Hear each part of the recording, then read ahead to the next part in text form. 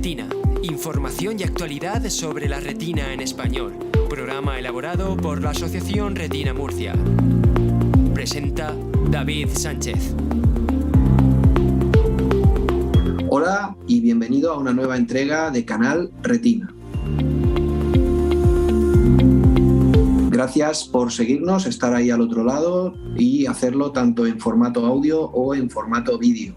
Ya sabes que nos puedes encontrar en la web www.canalretina.org y en las plataformas de podcast, Google Podcast, Spotify, Apple Podcast y también en iVoox. Y puedes ver el vídeo de este podcast en nuestro canal de YouTube.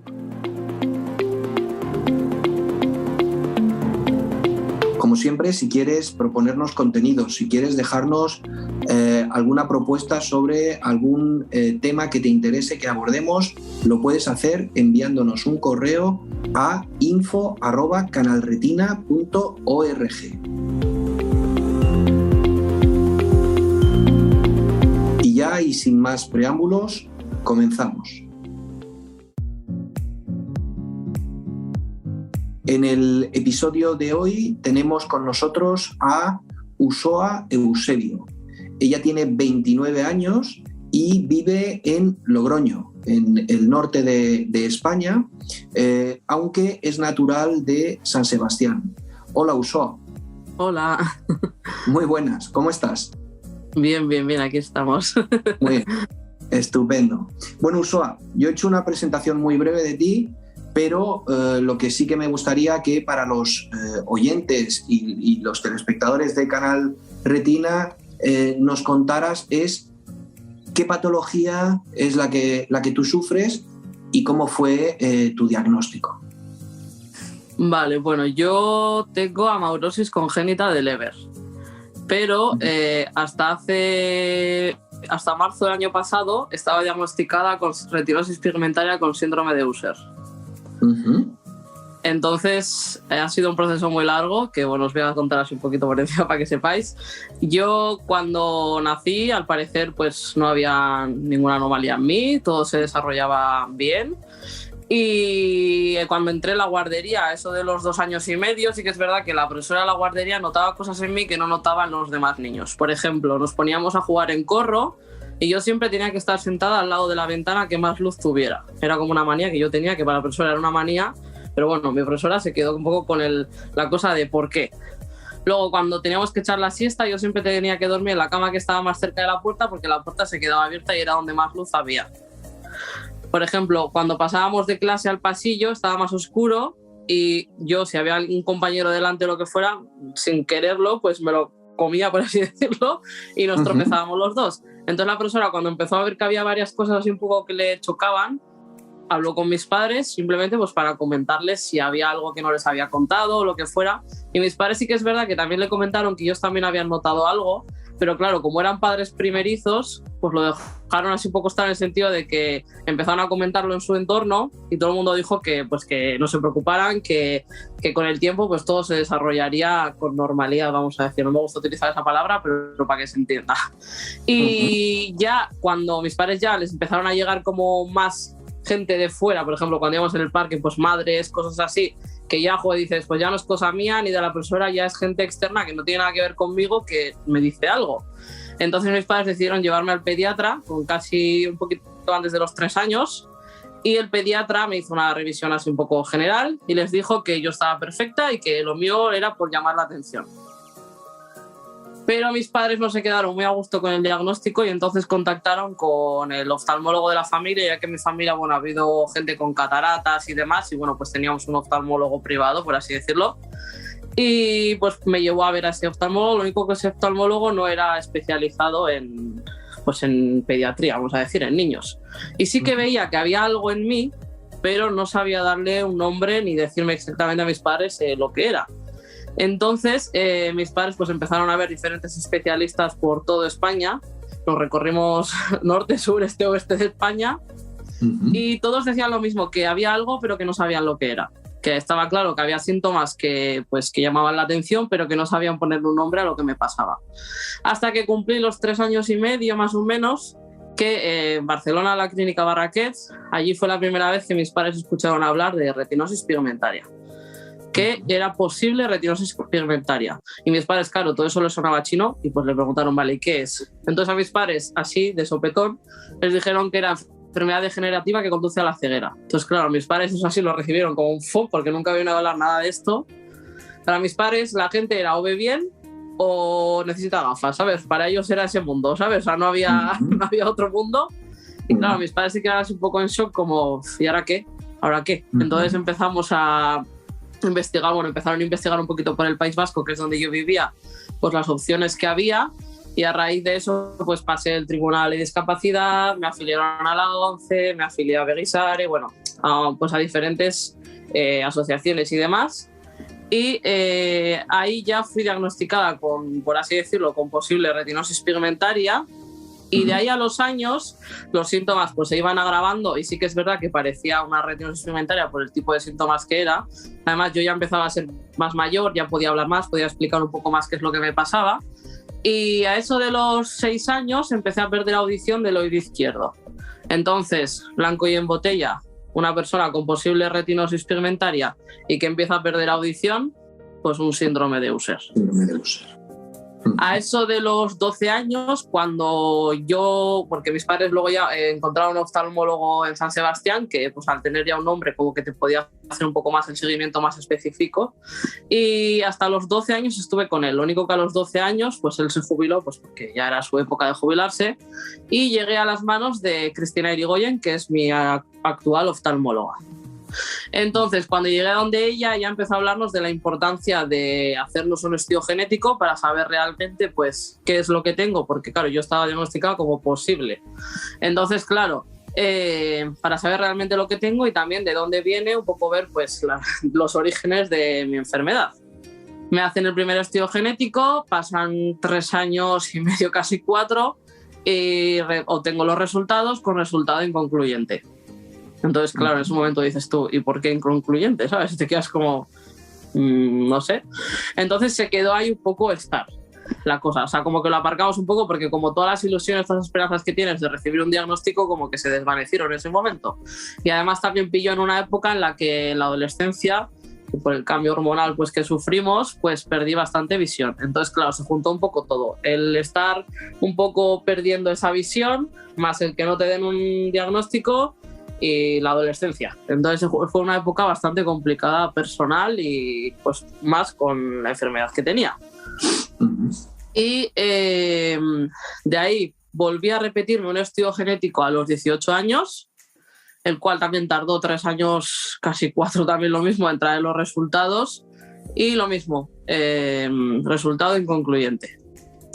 Y yo ya dije, mira, pues ya está, mi enfermedad es inconcluyente, no sabemos de dónde viene, y lo dejamos estar. Entonces yo pues seguía diagnosticada de Usher. Entonces, cuando fui madre, que fui madre a los 26 años, hablé con Cristina, con mi oftalmóloga, y le dije que por favor que me repitieran el estudio genético, ahora más con más motivos, al haber tenido un hijo, para saber un poco su futuro, incluso mi hermana, porque tengo una hermana que ella está sana, ¿vale? No tiene esta enfermedad. Y claro, ella también está en edad pues, de empezar a plantearse tener familia, y pues para saber un poco pues, cuál es el futuro que podría tener esos hijos también. Y le dije que por favor pusiera mucho hincapié, por favor, que quería saber los estudios, los resultados y demás.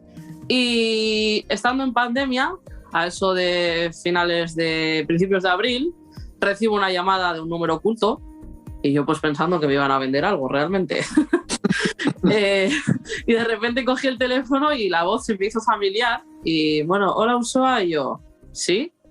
Y digo, esta voz me suena algo, y me dice, oye, que soy Cristina, que bueno, te llamaba porque porque bueno, tenemos los resultados de tu estudio genético, y bueno, me gustaría comentarte que te vamos a adelantar la cita del oftalmólogo, creo que fue 1 semana y media o así más o menos. Y bueno, ya hablaremos ese día. Y yo, claro, en ese momento dije, ya me han encontrado algo y seguro que es malísimo, no sé qué. Y yo, claro, te empiezas a decir, o sea, que me adelanten la cita no suele ser lo normal, normalmente te la atrasan. Y entonces recuerdo que llegó el día de la cita y yo, claro, yo hablaba con mi pareja y le decía, ¿y qué será? ¿Qué será? ¿Qué será? Pues se le está dando todo el rato vueltas a qué será. Me acuerdo que nos sentamos en la consulta de la oftalmóloga y me dice, bueno, tenemos los resultados como te dije el otro día y bueno, tu gen afectado es el RP65. Y claro, yo me quedé así y le dije, vale, ¿y eso qué es? Porque a mí me sonaba chino realmente.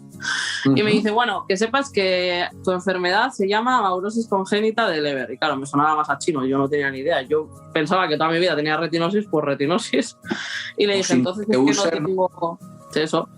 Si es que no tengo retinosis con úser. Y me dice, no, entonces habrá que hablar con tu otorrino porque puede ser algo independiente y ahora me están haciendo otro tipo de pruebas en el otorrino pues para ver de dónde viene, porque claro, hasta ahora no me hacían nada porque realmente no hay algo que se pueda hacer por esa pérdida de audición de user. Entonces por ahora pues solamente me hacían las revisiones bianuales y ya está, ver un poco cómo evoluciona y ya está.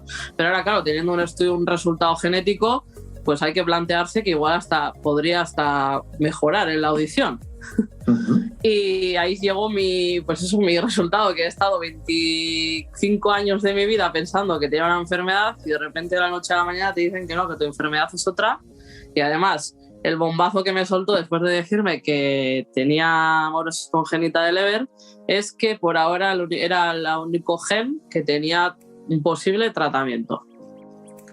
Así que imagínate.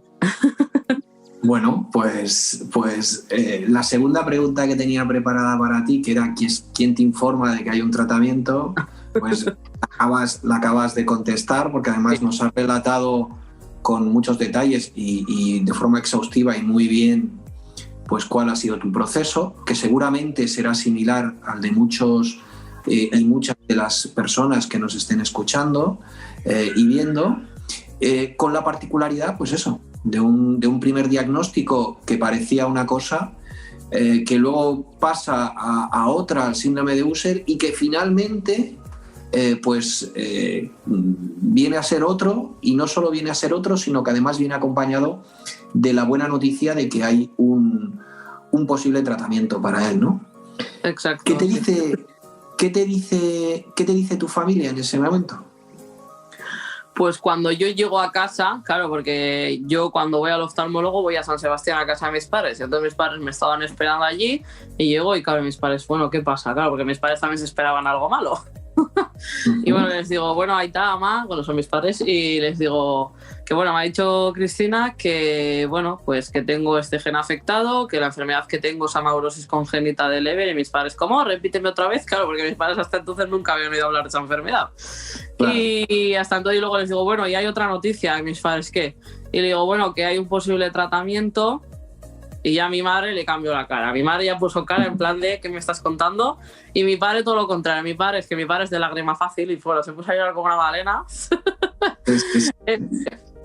Sí, porque recuerdo que mi padre me dijo, es que hija, tú no sabes, o sea, cuando ya te diagnosticaron con 3 años de una posible retinosis, a nosotros ya nos hablaban de terapias génicas, pero claro, yo pensaba que esto iba a ser para los hijos de tus hijos. Y claro, que me estés diciendo que eso ha llegado ya, me parece, vamos, mi padre ya, pues ya sabes, llorando. Y sin embargo mi madre fue como todo lo contrario. Mi madre, hija, pero no, porque imagínate, ¿cómo vas a hacerte eso? Encima, ¿qué? Si no, tu oftalmóloga nunca lo ha hecho, no vas a ser todo el conejillo de Indias, no sé qué. Claro, un poco las dos caras, ¿no? Nerviosismo y esa diferente forma de un poco asumir un notición, lo que era un notición, lo que era algo, vamos, una bomba, ¿no? Pero yo me esperaba esas reacciones en mis padres, por cómo son, porque mi padre siempre ha sido un poco el que me ha dicho que tú quieres escalar, pues vamos a escalar, que tú quieres andar en bici, vamos a andar en bici. Y mi madre siempre era la de cuidado, no sé qué, cuidado, no sé qué. Entonces yo un poco ya sabía un poco las reacciones que iba a haber un poco en cada uno. Fantástico, claro que sí. Oye, y esto me estabas diciendo, nos estabas contando que era en abril de 2020. Eso.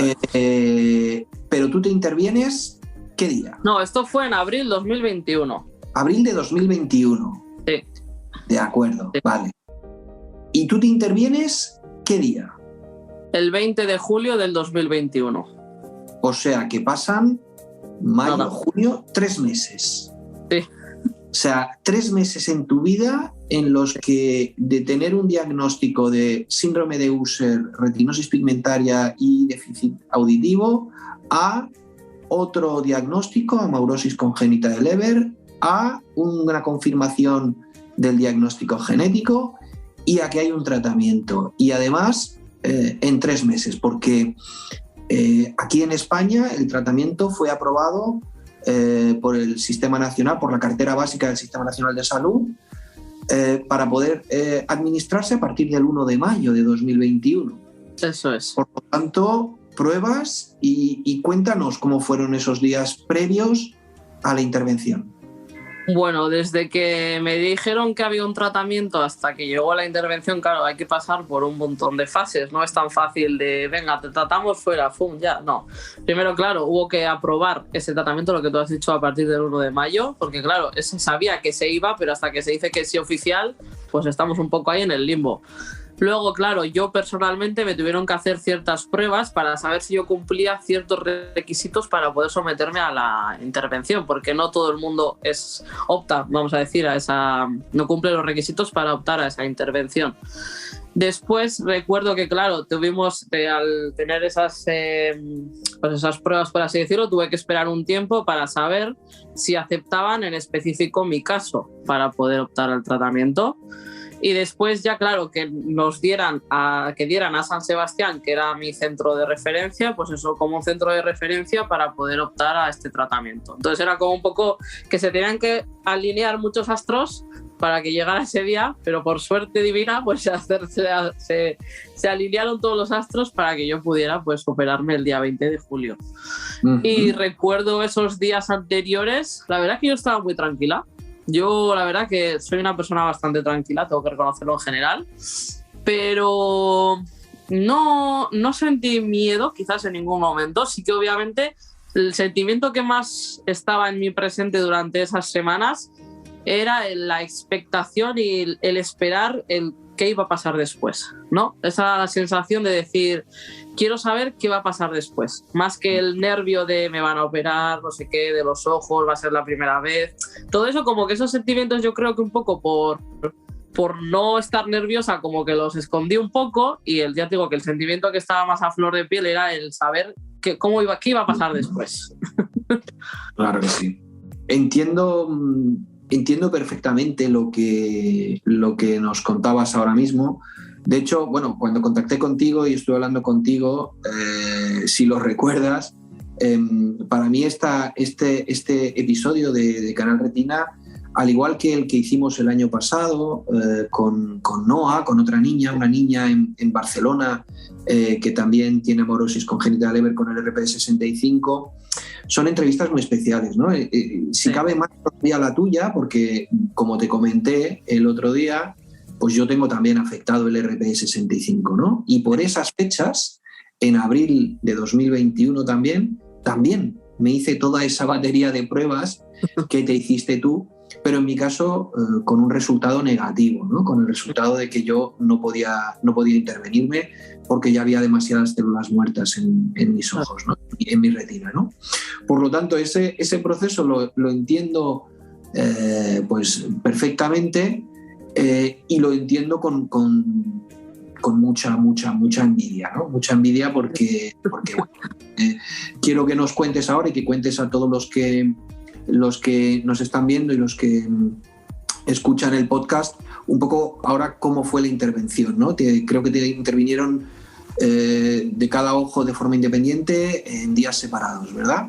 Cuéntanos. Sí, bueno, yo cuando me comentaron lo de la intervención, yo sí que le dije a mi oftalmóloga y le dejé muy claro que quería que primero me operaran del ojo derecho, que era mi ojo que apenas era capaz de distinguir bultos del ojo derecho.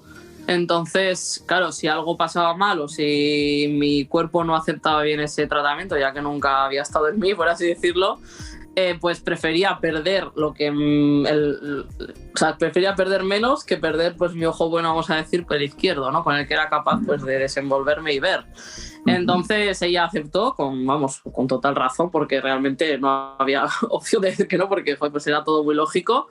Y bueno, el día 20 de julio yo ingresé en el hospital a eso de las 7:30 de la mañana. a eso de las 9 de la mañana yo ya estaba en quirófano y eso, me anestesiaron allí mismo en quirófano. Yo de mientras pues estaba viendo a todos los técnicos que estaban allí, todas las máquinas que tenían allí preparadas, todo. Y bueno, recuerdo que el anestesista de mi oftalmóloga, que era la que me iba a operar, vinieron a donde mí en el último momento y me dijo, Ursúa, venga, vamos. Y le dije, venga, por todas. Y me acuerdo que la anestesista me dijo, dulces sueños. Y dicho y hecho, ¡hala! Me dormí. Y cuando me desperté en quirófano, porque sí que es verdad que esta operación, al ser un tratamiento tan especial, pues hay que evitar mucho el tema de posibles contagios, infecciones, de cosas externas. Entonces sí que es verdad que en vez de despertarte en la sala de despertar, pues te despertan allí mismo en quirófano. Cuando ven que ya está todo bien y que tú también te sientes bien, pues ya te llevan a una habitación en la que estás aislada por 24 horas en esa habitación. Por lo mismo, para evitar pues contagios y demás, y infecciones. O sea, que no estuvo tu familia contigo, no pudo estar ese día tu familia contigo. Estuvo mi madre, porque una vez que una persona entra, se queda contigo, tiene que ir vestida de cierta manera, pues ahora mismo encima, pues como si os imagináis, pues como para el COVID, es decir, pues con el gorrito, con la bata, con guantes, o sea, muy, como quien dice, esterilizado. Y sí que mi madre, en el momento en el que entró a esa habitación a las 7:30 de la mañana conmigo, estuvo conmigo hasta el día que nos dieron el alta, hasta el día siguiente por la tarde que nos dieron el alta. Porque la persona que entra puede estar contigo, pero con la condición de no poder salir de la habitación para nada. Perfecto. Y la verdad que fue un apoyo, porque yo no me imagino ahí sola en ese momento, ¿eh? Eso fue el día 20 de julio. Sí. ¿Y el segundo ojo? Me lo hicieron el 28 de julio. 8 días después. Mismo proceso, entiendo. El mismo. E incluso el segundo, te voy a decir que fue más complicado en los días post, porque claro, después de la primera operación, el ojo que tenía operado, en mi caso, no trabajaba demasiado. Entonces yo seguía viendo, vamos, igual casi que sin este ojo. O sea, yo veía todo muy bien, hacía todo bastante normal. Sí. Llegó la segunda operación, los 2 ojos operados. Esa semana fue bastante dura, tengo que decirlo. Porque claro, entre que te acostumbras, pues eso, los dolores, porque al final hay dolores. O sea, no es una operación súper invasiva, pero sí que es verdad que hay molestias, hay dolores. Y además, claro, es que claro, te desprenden la retina, te ponen un gas para que se vuelva a pegar y ese gas, hasta que se baja, estás como si estuvieras en una nube, en plan que no ves nada. O sea, que fueron unos días con algo de dolor. ¿Tuviste que estar inmóvil en alguna postura concreta o no? Las primeras 24 horas, claro, esto depende de cada persona y cada caso en específico, por cómo quede, vamos a decir, las suturas, no sé si se llama sutura, pero de la retina, ellos te recomiendan estar en cierta posición. En mi caso, por cómo estaba la retina, me recomendaron estar totalmente en horizontal el máximo tiempo posible, pero un mínimo de 24 horas. Entonces, ese fue mi caso, pero por ejemplo me dijo que hay gente pues que le toca todo lo contrario, boca abajo. Entonces, claro, depende de cada caso en particular. De cada caso, muy bien. Bueno, unos días después imagino de también llevar a cabo algunas revisiones, algunas visitas, y cuéntanos cómo evoluciona el proceso y cómo estás ahora. Vale, pues sí que es verdad que después de la operación, al día siguiente de la operación, a las 24 horas, la oftalmóloga viene, te examina un poco pues cómo ha quedado pues, los puntos, porque te hacen puntos en el ojo, cómo ha quedado el punto, si hay algún tipo de infección, si la retina sigue bien pegada y todas esas cosas. Y una vez que ve que eso está bien, pues te vas a casa. Y a la semana siguiente volví otra vez pues, para hacerme la revisión y la operación del otro ojo. Y a la vez que me miró este ojo, pues me miró este que ya llevaba una semana operada, entonces ya se podía ver un poquito de la evolución que había habido. Y realmente la evolución de ese ojo fue increíble a la semana de haberme operado, porque recuerdo que ella me pasó los optotipos, ¿no? Que te pasan, que son los optotipos especiales, no son los que se suelen pasar normalmente en la consulta del oftalmólogo, ¿vale? Y recuerdo que antes de la operación yo no era capaz de leer ni la primera línea, porque no, yo veía un borrón y ya está, o sea, yo no era capaz ni de leer la letra más grande. Y recuerdo que después de una semana de haberme operado era capaz de leer hasta la tercera línea. O sea, que fue... Yo me acuerdo que estaba mi padre además en ese momento porque me acompañó a la revisión y me acuerdo que, claro, mi padre también estaba como diciendo, madre mía, y me acuerdo ver la cara de Cristina, de mi oftalmóloga, pero con cara de... ¿Qué está pasando aquí? Incluso la enfermera que estaba con ella, que fue la que estuvo en las 2 intervenciones conmigo, también estaba bastante como alucinada del en tan poco tiempo haber podido tener esa mejora.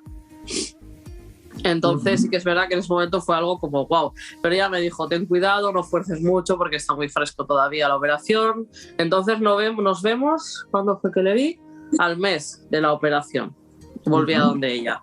Y de mientras, pues tuve que tener bastante cuidado, pues por ejemplo, intentar salir el menos posible a la calle, siempre con gafas de sol, pues eso, llevar una vida muy tranquila, no coger pesos, pues todas esas cosas, pues para que pues hubiera una cicatrización y pues eso, una recuperación buena. Sí. Y algo que recuerdo mucho, claro, yo durante esa época me separé de mi hijo de 2 años. Sí. Y me acuerdo que nunca me había separado tanto de él. Y recuerdo que eso, el reencuentro otra vez con mi hijo después de más o menos 20 días de haberme operado, que otra vez volví a mi casa a Logroño. Me acuerdo que ese reencuentro fue como guau, y me acuerdo que claro, mi hijo en cuanto vio que iba a las gafas de sol quería mirar a ver por qué iba a las gafas de sol y me bajó un poco las gafas y claro, me vio los ojos así tan enrojecidos y todo que se asustó un poco al principio y yo me acuerdo que le expliqué no, que a la mamá le han hecho pues eso, la mamá se ha tenido que ir al médico porque le han hecho, sabes que la mamá ve un poco mal, peor que tú, entonces le han hecho una operación para verte mejor y bueno, se quedó ahí un poco conforme. Y recuerdo que la primera vez oficial que salí a la calle, ya estando en mi casa, porque hasta entonces salía un poquito al balcón, cosas así, pero con mucho cuidado, ¿no? Y la primera vez que salí a la calle era ya un poco de noche, era en el atardecer, porque me recomendaron para pues, no sufrir tanto con la luz del día, porque encima era en pleno verano. Recuerdo, vamos, que para mí fue como las calles de aquí no las había visto así en mi vida. O sea, recuerdo haberme sentado en un banco, mirar hacia arriba, había un árbol, esto siempre lo cuento y a la gente le hace mucha gracia. Para mí los árboles hasta entonces siempre habían sido una bola con un palo. ¿Sabes cómo dibujan los niños los árboles? Pues para mí hasta entonces los árboles habían sido eso.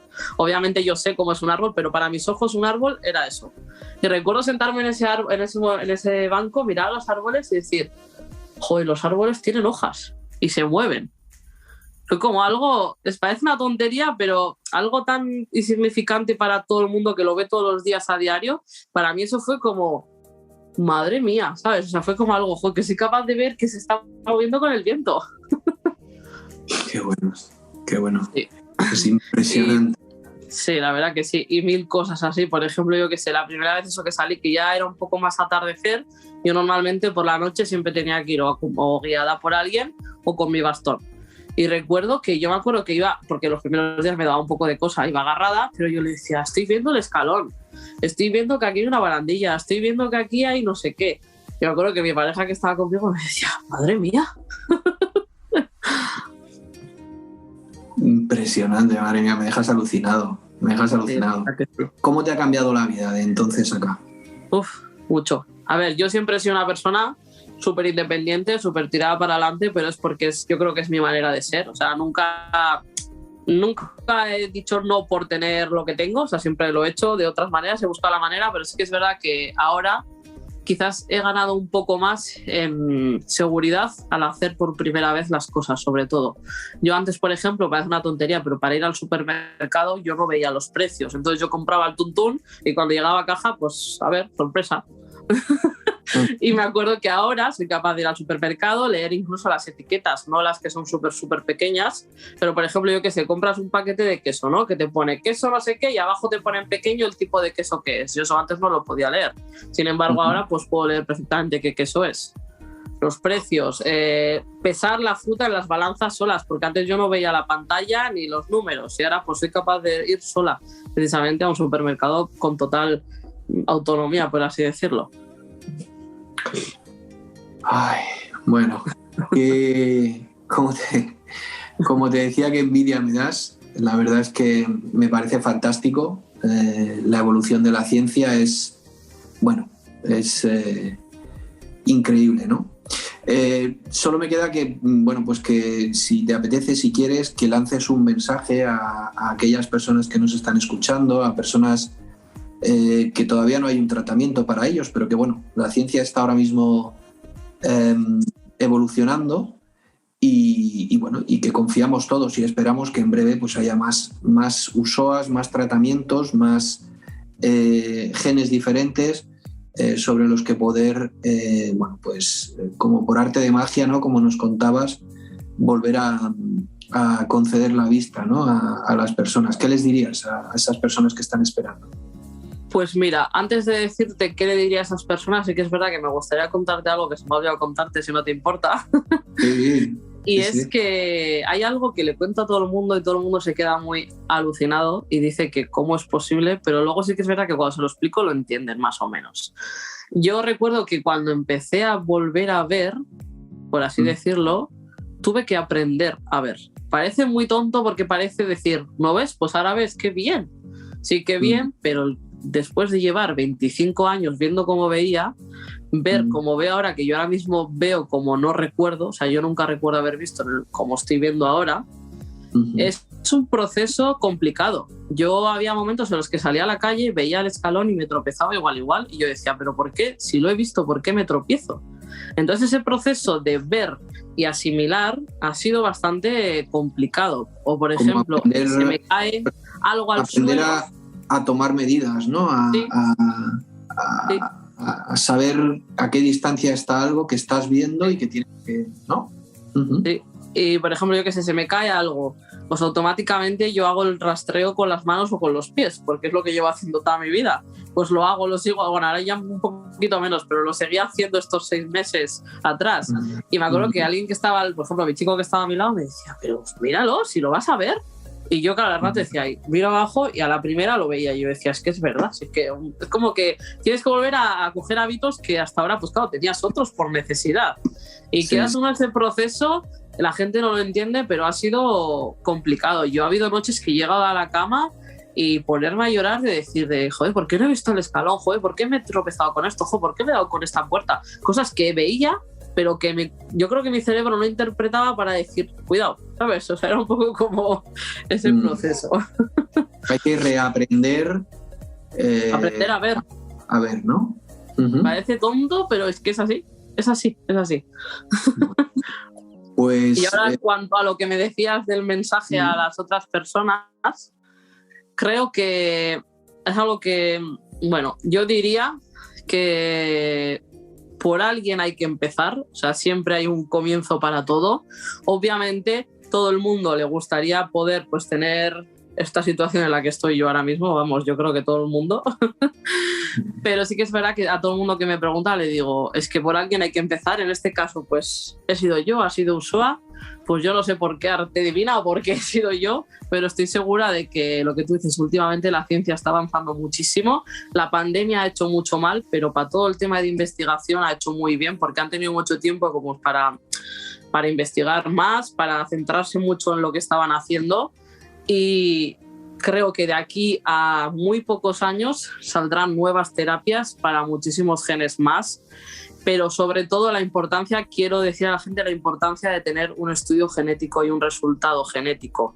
Porque fijaros, yo si no hubiera vuelto a ser pesada, por así decirlo, de volver a pedir un estudio genético, ahora mismo no estaría en la situación en la que estoy. Y seguramente tendría un futuro bastante más negro, y nunca mejor dicho, que el que tengo ahora mismo. Entonces, por favor, si no sabéis qué gen tenéis afectado, ser pesados para que os hagan un estudio genético dentro de las medidas de vuestras posibilidades, pero por favor, tener un resultado genético es súper importante. Pues, Usoa, Eusebio, ha sido un placer. Siempre lo digo, ¿no? Porque de todas las personas que pasan por Canal Retina, pues siempre aprendemos, ¿no? Pero hoy contigo, pues eso, aprendemos a cómo vuelve a ver una persona, cómo tiene esa persona que aprender a ver, y la verdad es que es súper bonito. Así que muchísimas gracias. Gracias a ti por darme la oportunidad de contar mi experiencia. Bien, pues seguimos.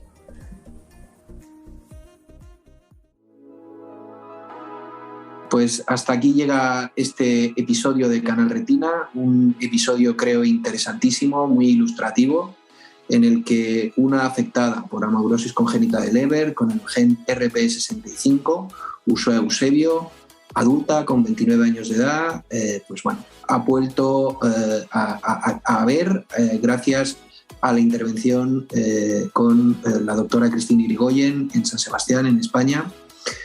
Un caso, bueno, diría casi que mágico, pero sobre todo muy bonito y que nos enseña a todos. Nada más, esperamos que el episodio os haya gustado. Si es así, que lo compartáis en vuestras redes sociales, que para tratar de llegar al máximo número de personas posible. Y nada más, como os decimos siempre, os emplazamos al próximo episodio de Canal Retina y hasta entonces ya sabéis que Retina Murcia mira por ti. Presentado por David Sánchez. Coordinación y grabación, Elena Esteban. Audiomontaje, Jesús Gómez. Videomontaje y publicación, Martín Peirano. Transcripción, Andrés Torres. Este podcast se ha producido con la colaboración de Novartis.